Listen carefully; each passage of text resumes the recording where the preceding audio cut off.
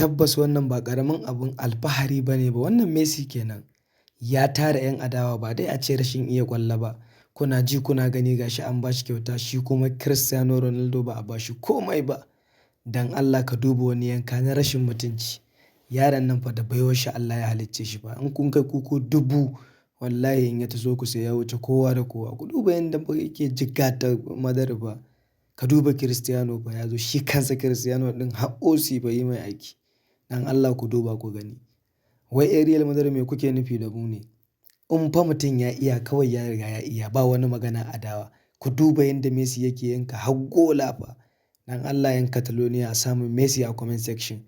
Ka duba wani rashin mutunci babu wanda bai yanka ba, ba wanda bai yi wa rashin mutunci ba. Kai Messi baiwa daga Allah gafara.